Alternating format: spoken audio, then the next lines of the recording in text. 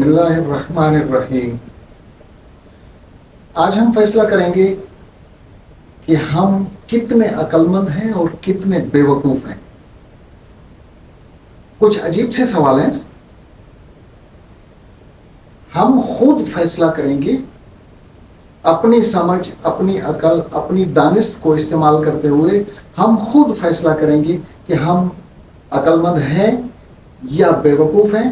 اگر عقل مند ہیں تو کتنے عقل مند ہیں اور کتنے بے وقوف ہیں۔ جب ہم اپنی زندگی پر غور کرتے ہیں تو ہماری زندگی میں وقتاً فوقتاً بہت سارے امتحانات آتے ہیں، اور امتحانات میں ہم میں سے ہر شخص کی کوشش یہ ہوتی ہے کہ میں کامیاب ہو جاؤں، اس امتحان میں کامیابی کے نتیجے میں مجھے بہت سارے انعامات اور اکرامات ملیں۔ ہر شخص اپنی تمام تر صلاحیتیں لگا کر امتحان کو پاس کرنے کی کوشش کرتا ہے۔ حضور اکرم صلی اللہ علیہ وسلم کی زندگی اور حضور صلی اللہ علیہ وسلم کے ارشادات کی روشنی میں آپ صلی اللہ علیہ وسلم نے ہمیں اسی طرح کے ایک امتحان کے بارے میں کچھ ہدایات دی۔ ہم امتحان سے گزرتے ہیں تو امتحان میں کچھ مخصوص وقت ہمیں ملتا ہے۔ اس مخصوص وقت میں کچھ خاص قسم کے سوالات حل کرنے ہوتے ہیں۔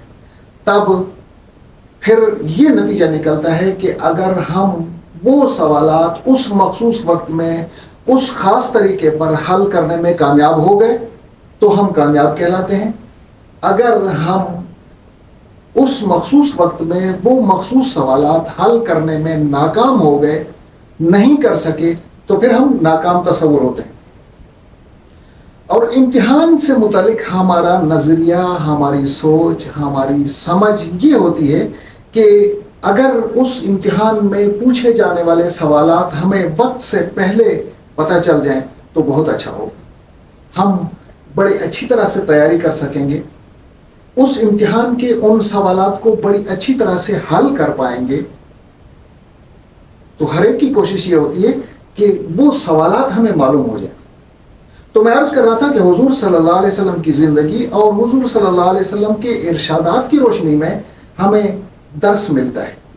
حضور اکرم صلی اللہ علیہ وسلم نے فرمایا کہ جب کوئی بندہ پروردگار کے سامنے قیامت کے دن حاضر ہوگا تو اللہ تبارک و تعالیٰ اس سے 5 سوال کریں گے۔ جب تک وہ ان 5 سوالوں کے جوابات دے نہیں چکے گا اس وقت تک وہ اس کٹہرے سے ہٹ نہیں سکے گا۔ ان 5 سوالوں کے جواب بہت اہم ہیں جو بنیادی طور پر اللہ تبارک و تعالیٰ اس بندے سے قیامت کے دن پوچھے گا۔ اب جب ہمیں سوالات حضور صلی اللہ علیہ وسلم نے بتا دیے تو اب ہم دیکھیں گے کہ ان سوالات کو ہم سمجھتے ہیں، ہم نہیں سمجھتے۔ ان سوالات کو ہم حل کر سکتے ہیں، حل کرنے کی کوشش کرتے ہیں یا نہیں کرتے۔ ان سوالات کو پراپر طریقے کے ساتھ اس مخصوص وقت کے اندر اگر ہم حل کر چکے، حل کرنے کی کوشش کی اور صحیح طرح سے ان کے جوابات ہم نے ڈھونڈ لیے تو پھر ہم کامیاب تصور ہوں گے۔ اور اگر ہم ان سوالوں کے جواب اس مخصوص وقت کے اندر نہیں دے سکے تو ہم ناکام تصور ہوں گے۔ وہ 5 سوال ہیں۔ پہلا سوال حضور صلی اللہ علیہ وسلم نے بتایا کہ اللہ تعالیٰ پوچھے گا کہ عمر کہاں صرف کی؟ 2 سال دیے، 4 سال دیے، 10 سال دیے، 10 دن دیے، جتنی عمر اللہ تبارک و تعالیٰ نے ہمیں اس دنیا میں دی، یہ عمر ہم نے صرف کیسے کی، خرچ کیسے کی؟ اور دوسرا سوال اللہ تبارک و تعالیٰ جو پوچھے گا وہ یہ ہوگا کہ جو تمہیں صحت دی، جو تمہیں جوانی دی، وہ جوانی تم نے کہاں ضائع کی؟ اس عمر سے، اس جوانی سے تم نے اللہ تبارک و تعالیٰ کی فرما برداری حاصل کرنے کی کوشش کی یا اس کو غنیمت سمجھتے ہوئے اللہ تبارک و تعالیٰ کی نافرمانی میں ٹوٹ پڑے؟ تو یہ 2 سوال ہو گئے. تیسرا سوال ہوگا جس کے پیچھے دنیا کا ہر شخص لگا ہوا ہے. تیسرا سوال ہے مال کہاں سے کمایا. اللہ تبارک و تعالیٰ پوچھے گا کہ جو دولت، جو ملکیت، جتنی بھی اللہ تبارک و تعالیٰ نے دی، اس کا ذریعہ آمدن جائز تھا یا ناجائز تھا. مال حاصل کہاں سے کیا، کیسے حاصل کیا. کہیں اللہ تبارک و تعالیٰ کی نافرمانی میں تو مال حاصل نہیں کیا. اور چوتھا سوال ہوگا اللہ تبارک و تعالیٰ پوچھے گا کہ مال خرچ کہاں کیا، کس انداز میں خرچ کیا. جو اللہ تبارک و تعالیٰ نے دولت، جو ملکیت ایک امانت کی شکل میں آپ کے حوالے کی، اس مال کو عیاشیوں میں خرچ کیا، دنیا داری میں خرچ کیا، اس مال کو اللہ تبارک و تعالیٰ کی نافرمانی میں خرچ کیا. پوچھا جائے گا کہ مال خرچ کہاں کیا. پانچواں اور آخری سوال ہوگا کہ اللہ تبارک و تعالیٰ نے جو علم دیا، اس علم پر آپ نے عمل کتنا کیا. تھوڑا علم تھا تو تھوڑا پوچھا جائے گا، زیادہ علم تھا تو زیادہ پوچھا جائے گا.